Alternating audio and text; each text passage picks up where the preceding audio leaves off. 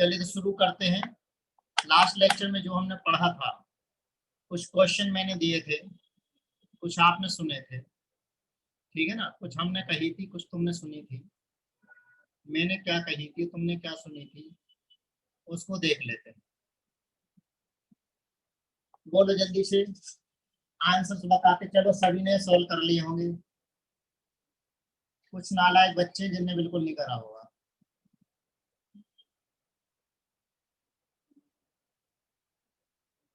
बोलो फर्स्ट का आंसर क्या आया था?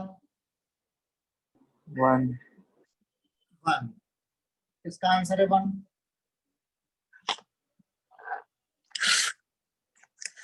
इसका है 1।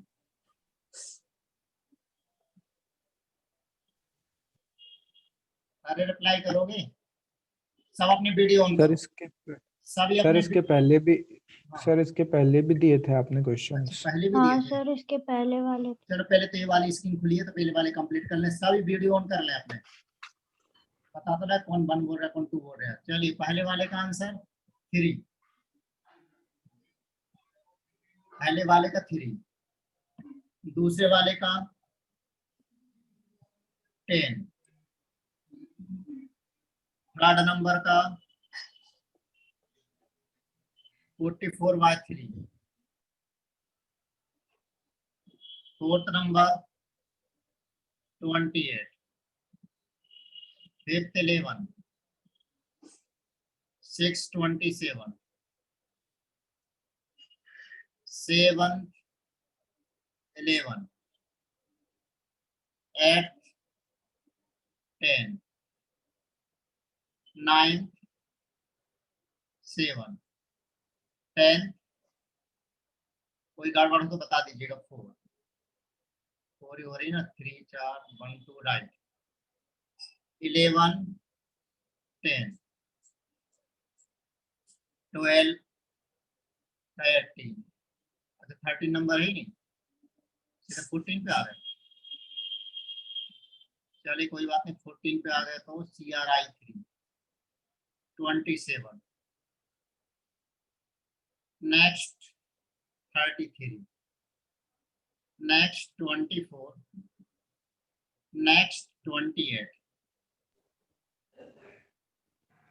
सर 8th वाला एक बार सॉल्व करके बता दीजिए। जस्ट मिनट बेटा, पहले मैं नोट कर लूं। आंसर बता दूं पहले, आंसर नोट कर लो। 0.85। और इसका इसका इसका इसका कितना आंसर है भाई लोगों? इसका 61 होना चाहिए। 61। और इसका कितना आंसर है निकाल लेना। आंसर मेरे पास लिखा हुआ नहीं है, देख लेना इसका। 20 का। हाँ, कौन सा आंसर पूछ रहे हैं? 8th वाला सर। 8th वाला, ठीक है। अब यहाँ पर देखें हम, MnO4 पर मालूम है 2 माइनस भी होता है, 1 माइनस भी होता है। तो 2 माइनस भी और 1 माइनस भी। 3 अगर इधर गया तो 1 इधर आया। इसका मतलब ये निकला कि कोबाल्ट पर +3 और MnO4 पर माइनस। अब यहाँ कुछ मुझे लग रहा है गंभीर समस्या नहीं होनी चाहिए। अब प्रॉब्लम ये आ रही है, ओहो ये तो गंभीर समस्या आ गई। दया कुछ तो गड़बड़ है, दया कुछ तो गड़बड़ है, क्योंकि दोनों का रिडक्शन हो रहा है। चलो ठीक है, दोनों का रिडक्शन हो रहा है तो होने तो कोई प्रॉब्लम नहीं। कोबाल्ट की +3 से कितनी हो रही है? +2। और Mn की +7 से कितनी हो रही? फिर +7 से कितनी हो रही है? +4। तो कोबाल्ट के लिए कितने से चेंज है? एक से चेंज, एक से डिक्रीज है, एक से लॉस है। और एक Mn के लिए कितने से लॉस? 3 से लॉस। तो 3 Mn के लिए कितने से लॉस? 9 से लॉस। तो 9। टोटल लॉस कितना? 10। तो आंसर हो गया 10। आ गया हाँ सर। बाबू, ठीक है। और कहीं समस्या इसमें? बस समस्या आनी नहीं चाहिए, ठीक है ना। हाँ सर। बड़े बड़े लोगों के जीवन में छोटी छोटी समस्याएं चलती रहती हैं, है ना। अगला हाँ क्वेश्चन सर। ले लें। अच्छा ऊपर भी थे कुछ, बाकी तो सब मॉन बेल्ट लेके बैठे हुए हैं, शायद गेम में खेल रहे होंगे कि बढ़िया 2-4 गेम भी निपटा लो। ठीक है ना, करे ही नहीं। करे ही नहीं थे तो बहुत अच्छी बात है। नो स्टडी नो कंफ्यूजन, ठीक है ना। थोड़ी देर और ऐसे निकाल लो समय, बस तो काम हो जाएगा, क्योंकि फिर कुछ करने की जरूरत ही नहीं पड़नी है।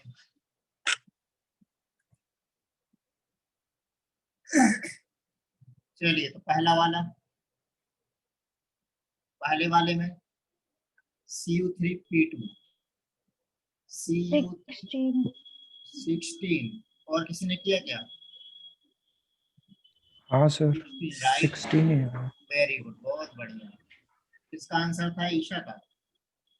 Second number 6, third number 2, fourth number 16, 5 number 2, 6 number 1। Sir ये वाला नहीं आया।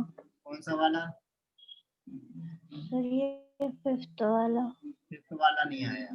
मेरा तो एक गलत आ रहा है। अमोनियम पर 2, अमोनियम पर हो जाएगा 1 प्लस और सल्फेट पर हो जाएगा 2 माइनस। यहाँ सल्फर की दे नहीं रखी, नाइट्रोजन की दे रखी है, तो -3 से कितना -2। तो एक नाइट्रोजन के लिए 1 का गेन, तो 1 का लॉस, तो 2 नाइट्रोजन के लिए 2 का लॉस। हैप्पी। सेवंथ का 1, क्यों? यहाँ पर एक ही कार्बन है, +4 से +3, एक कार्बन के लिए 1 का लॉस। हैप्पी, अरे हैप्पी, सर गुड। नेक्स्ट क्या है? FeS3, Fe2S3SO3 का 20 कितना आया ये? बोलो। सल्फर का यहाँ कितना?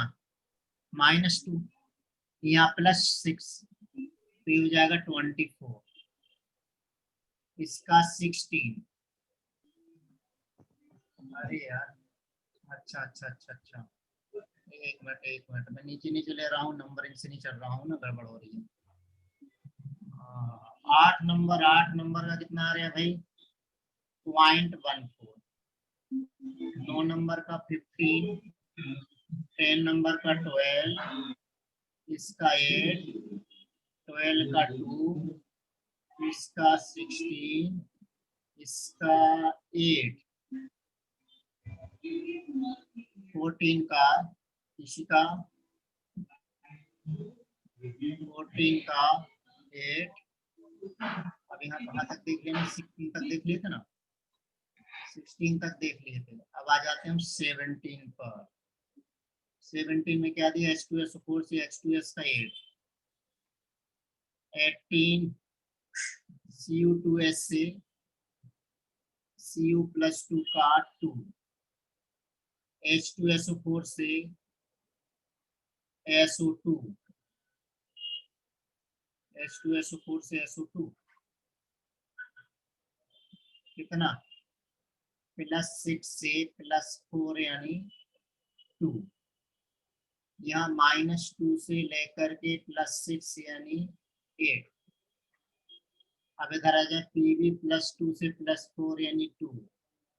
यहाँ पर आयरन +2 से +3 यानी 1।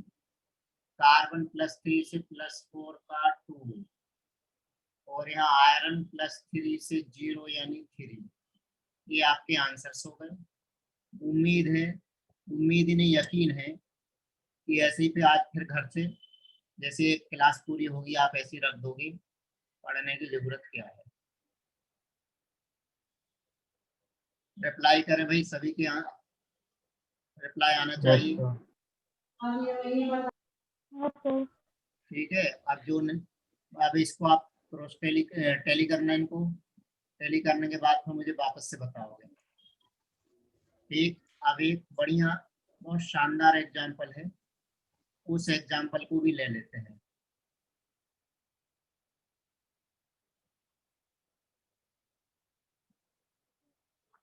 तो शानदार एग्जाम्पल पर हम आते हैं अब, जैसे पोटेशियम डाइक्रोमेट और HCl। हाँ, टेस्ट के डाउट भी तुम लोग कल डिस्कस करोगे। 11th फर्स्ट टेस्ट के डाउट यस हाँ सर। सर। A2CR2 7 और 12th कल तुम्हारी क्लास 6 बजे से नहीं होगी, 7:15 से रहेगी। 6 बजे से एक होमवर्क रहेगा।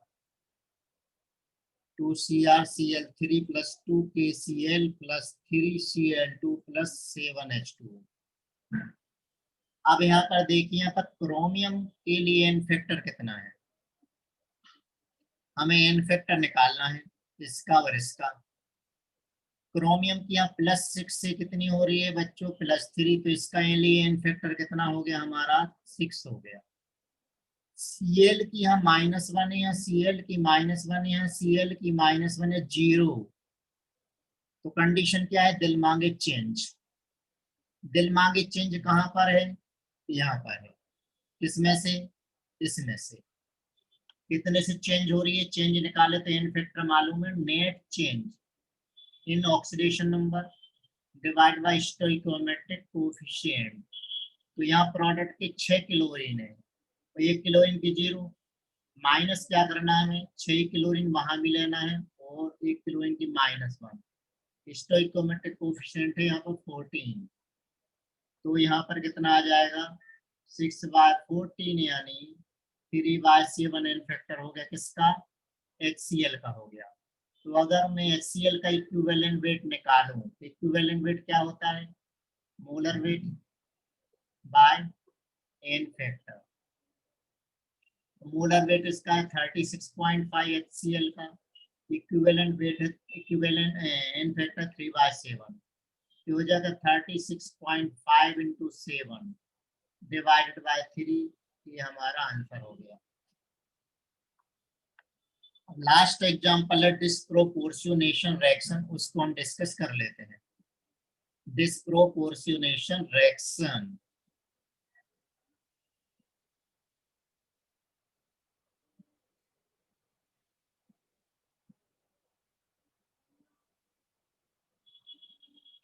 डिस्प्रोपोर्शनेशन रिएक्शन में या तो आप ऐसे शॉर्ट मेथड लगा लो कि n factor equal to n factor of reduction process into n factor of oxidation process divided by n factor of reduction process plus n factor of oxidation process.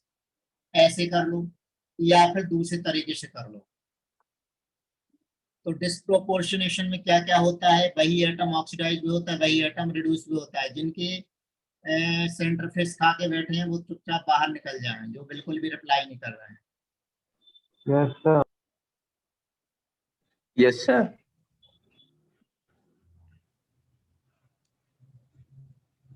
और बाकी के अभी भी रिप्लाई नहीं आए। Yes sir. Yes sir. 11th के तो आ रहे हैं। तो अब यहाँ देखिए पहला example 3Br2 plus 6OH minus two form 5Br minus plus BrO3 minus plus 3H2O है। अब बच्चों यहाँ पर देखिए, यहाँ पर दो प्रोसेस साइमल्टेनियसली होती है, एक रिडक्शन एक ऑक्सीडेशन। तो यहाँ पर एक कौन सी प्रोसेस है, ये है रिडक्शन प्रोसेस, करेक्ट। तो ये वाली प्रोसेस कौन सी, ऑक्सीडेशन। कैसे पता लगा, ऑक्सीडेशन नंबर 0, यहाँ -1, यहाँ पर +5, क्लियर। अब यहाँ पर ध्यान हाँ दीजिए, तो दो प्रोसेस हो रही है यहाँ पर। Br2 एक तो किसमें कन्वर्ट हो रहा है, Br माइनस में, तो 2 Br2 तो 2 Br माइनस, या 0 से -1। चेंज कितने का आया, चेंज आया है 2 का, तो इसका एन फैक्टर यहाँ पर एन फॉर रिडक्शन के लिए कितना हो गया, 2। दूसरी प्रोसेस Br2 से बन रहा है BrO3 माइनस, तो यहाँ 2 Br है तो यहाँ भी 2 Br कर लो। इसकी ऑक्सीडेशन नंबर 5 है, या 0, तो 2 Br के लिए कितने की, 10 हो गई, 10 के लिए हो जाएगी। तो ये ऑक्सीडेशन के लिए एन फैक्टर इतना हो गया, राइट। तो जो फाइनल एन फैक्टर है, फाइनल एन फैक्टर क्या हो जाएगा, रिडक्शन के लिए कितना आया 2, ऑक्सीडेशन के लिए कितना आया 10, divide by 2 + 10 equal to 20 by कितना 12। 20/12 यानी कितना हो गया, जल्दी से बताओ यार, मुझे टेबल नहीं आती है। 5/3 हो गया। हाँ सर। ठीक है, यस अच्छा, सर। Yes sir. गुड। आप देखिए इसको दूसरे तरीके से भी हम देखें। कई बार वो ऐसा नहीं देते, इक्विवेलेंट वेट के टर्म में दे देते हैं। इक्विवेलेंट वेट के टर्म में अगर हम निकालें तो equivalent weight for reduction process equal to क्या, molar weight divide by n factor of reduction process. तो ब्रोमीन का मोलर वेट NeMb ले लिया मैंने, और रिडक्शन प्रोसेस के लिए n फैक्टर 2 है।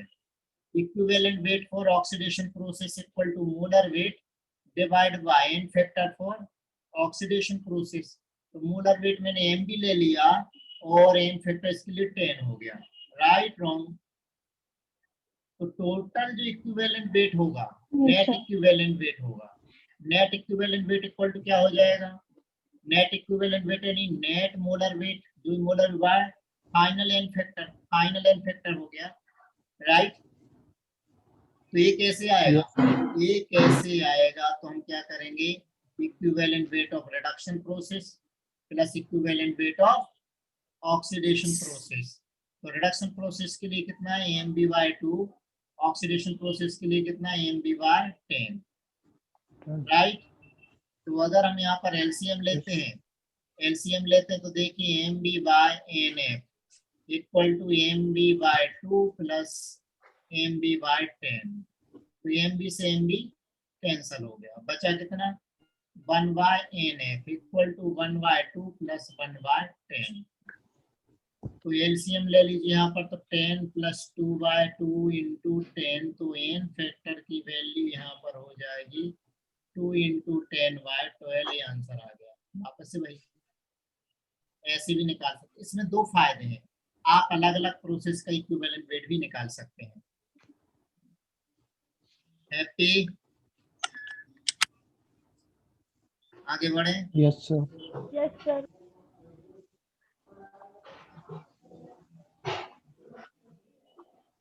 अगला, अगर ऑक्सीडेंट और रिडक्टेंट के, देखिए यहाँ पर कंडीशन है, कंडीशन क्या है देखिए, पहली कंडीशन है कि if number of mole of oxidant and reductant are given,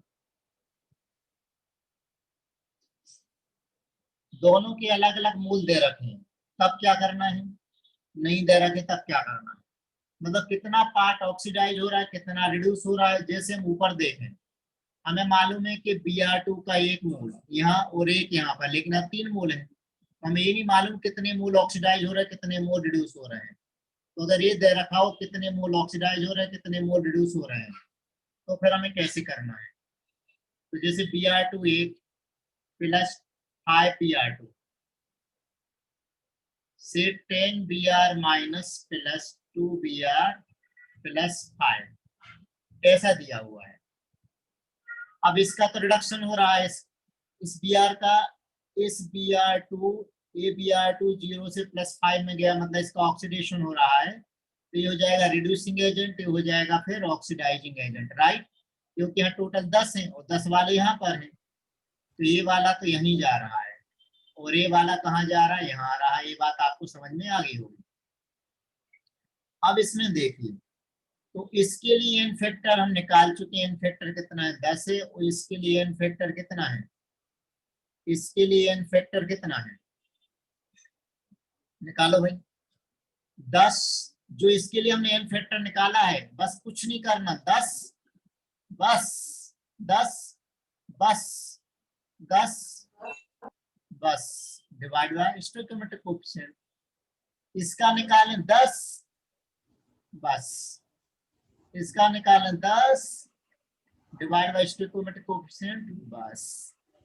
ओहो कितना मस्त है यार, एन फैक्टर यहाँ 10 हो गया, एन फैक्टर इसका 2 हो गया, इसका एन फैक्टर 1 हो गया, इसका एन फैक्टर 5 हो गया। देखो सभी के एन फैक्टर आ गए यहाँ पर। तो पहली कंडीशन ये हो गई। दूसरी कंडीशन ले लें कि अगर गिवन नहीं और सेम ना हो, if number of mole of oxidant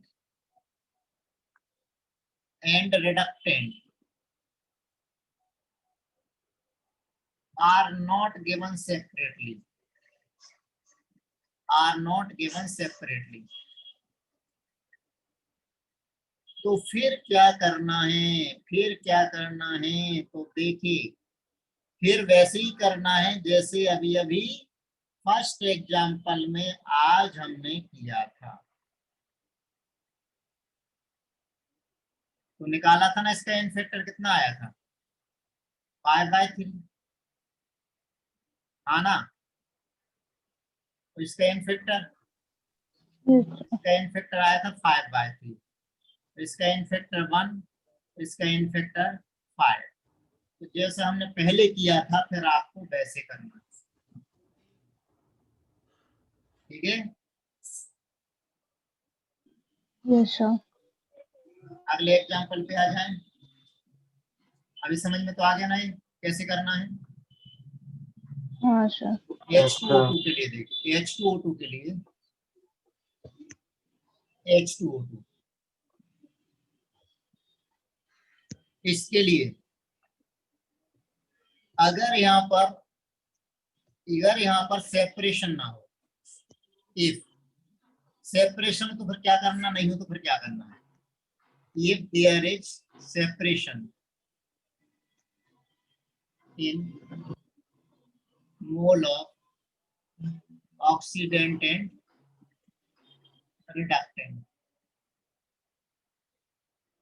ये क्लियर दिया हुआ हो कि ऑक्सीडाइजिंग एजेंट कितने हैं और रिड्यूसिंग एजेंट कितने हैं, जैसे दिया हुआ A1R2H2 प्लस 2, इसका -1 यहाँ, -1 यहाँ, -2 0। तो अब आपको ये बात समझ में आ गई होगी, -1 से -2 में जाने यानी रिडक्शन, तो ये कहलाएगा ऑक्सीडाइजिंग एजेंट, तो दूसरा कहलाएगा रिड्यूसिंग एजेंट। अब इसके लिए एन फैक्टर कितना है फिर यहाँ पर 2, यहाँ पर भी एन फैक्टर निकालोगे, चेंज निकालोगे तो यहाँ पर एन फैक्टर कितना 2/2, यहाँ पर एन फैक्टर कितना 2/1। Yes no. अगर Yes, sir. सेपरेशन ना हो, if there is no separation, separation किसका ना हो, ऑक्सीडाइजिंग एजेंट रिड्यूसिंग एजेंट का सेपरेशन ना हो, तो फिर हमें क्या करना है उसको देखिए। जैसे टोटल एक दे रखा है 2H2O2, से दे रखा है, से दिया हुआ है 2H2O, 2H2O प्लस O2। तो यहाँ एन फैक्टर देखिए निकाल सकते हो आप कोई सी भी एक प्रोसेस लेकर के, या तो ऑक्सीडेशन या रिडक्शन, नहीं यहाँ पर डायरेक्ट निकालोगे आप। 2 चेंज कितने का आया, जैसे -1, तो कितना आया -2, ठीक है। तो कितने का चेंज आया, बोलो। 4 ऑक्सीजन के लिए -4, 4 ऑक्सीजन के लिए कितना, 4 ऑक्सीजन यहाँ लेंगे, रिएक्टेंट में 4 ऑक्सीजन प्रोडक्ट में लेंगे, तो 4 के लिए -4 और 4 के लिए कितना -8,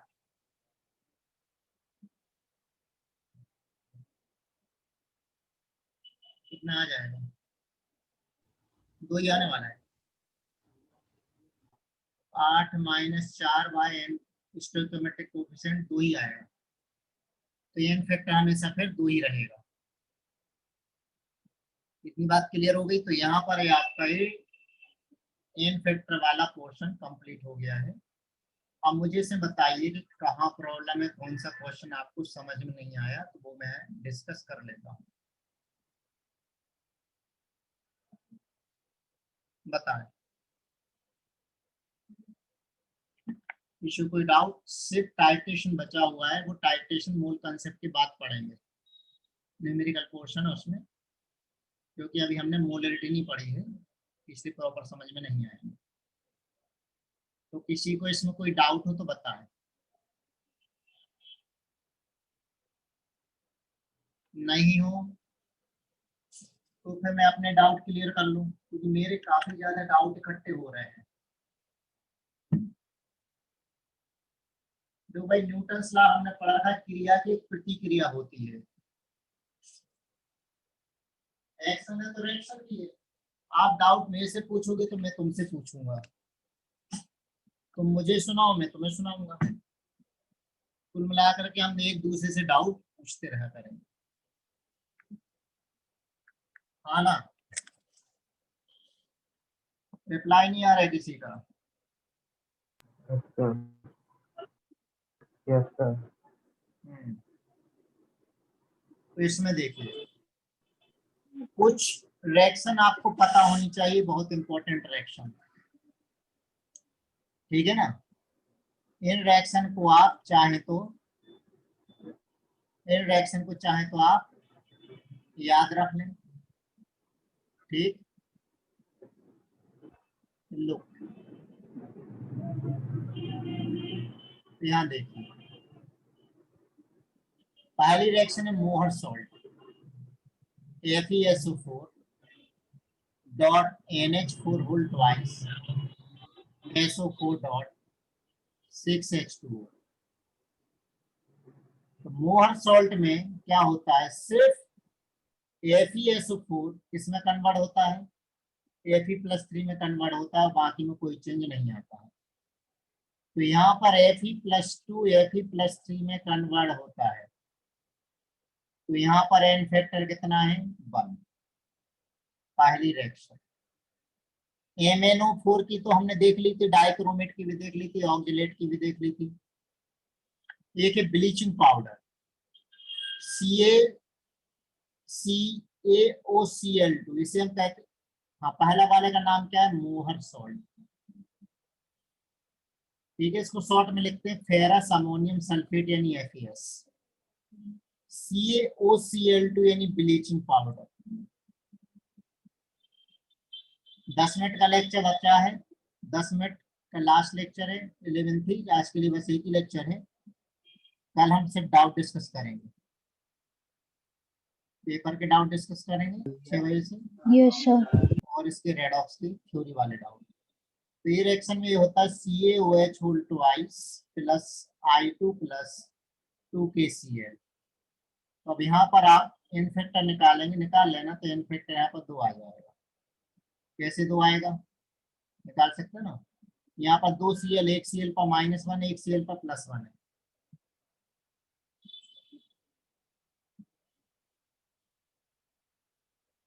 ठीक। हाँ sir.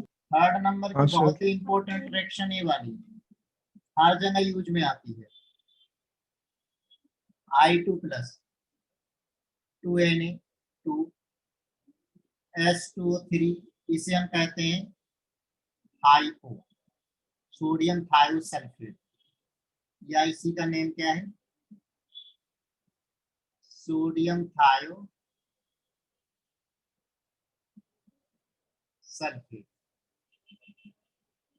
तो हाइपो की रिएक्शन कराइए, तो बनता है Na2S4O6 प्लस 2Na।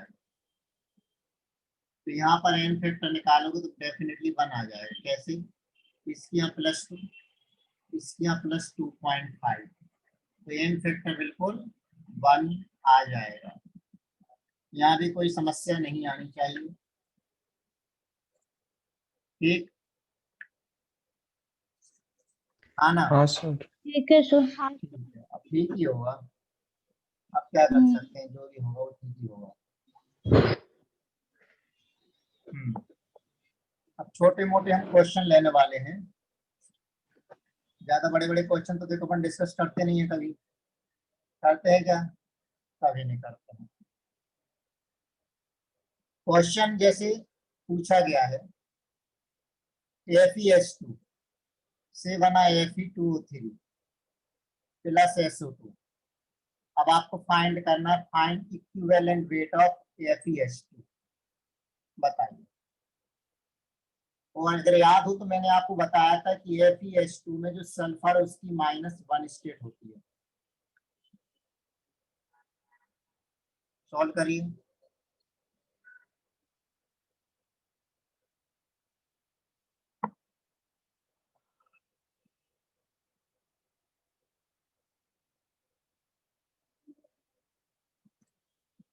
तक तो आंसर आ जाना चाहिए।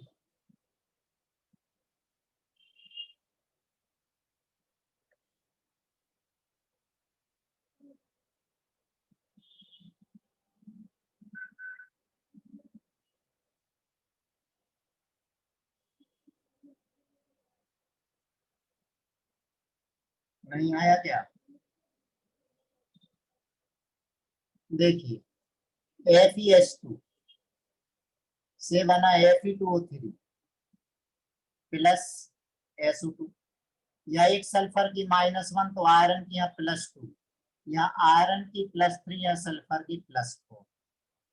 आयरन पे आ जाइए, यहाँ एक आयरन है तो यहाँ भी हमें एक लेना है, तो कितने का लॉस हुआ? एक इलेक्ट्रॉन का लॉस हुआ। सल्फर के लिए आ जाइए, सल्फर के लिए एक सल्फर के लिए 5 का लॉस, यहाँ 2 सल्फर है तो 2 सल्फर के लिए कितने का लॉस? 10 का लॉस।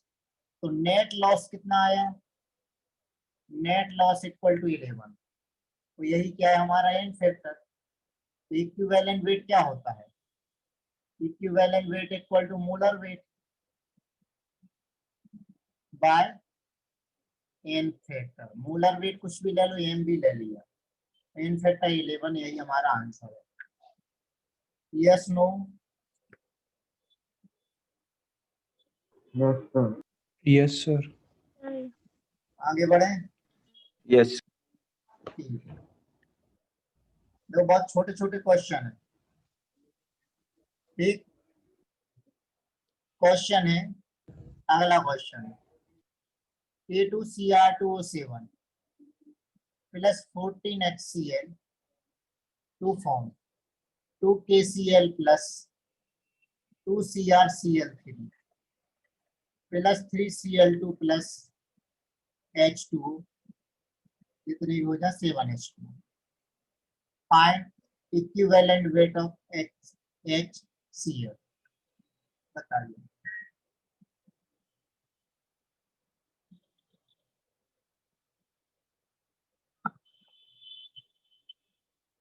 थोड़ा सा फ्लैशबैक में जाइए, वहां हमने क्वेश्चन सोल्व किया था। हाँ सर, अभी क्या था ये? हाँ, अब देखते हैं अभी का कितना याद रहता है।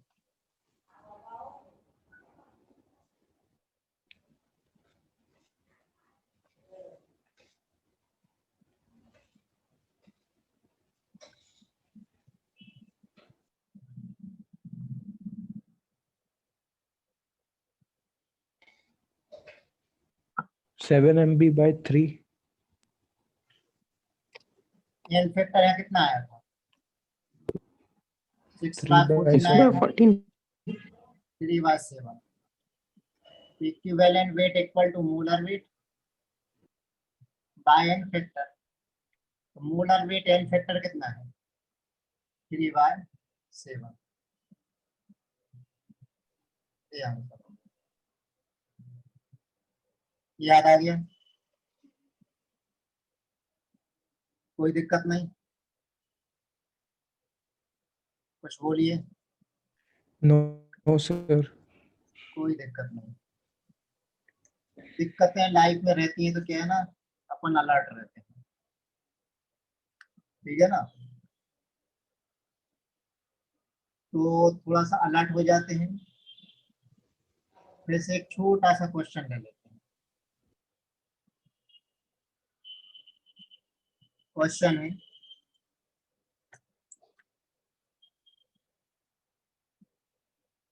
KHC2O4 dot HC2O4 dot 4H2O, calculate its equivalent weight when number 1 it act as acid, number 2 it act as reducing agent।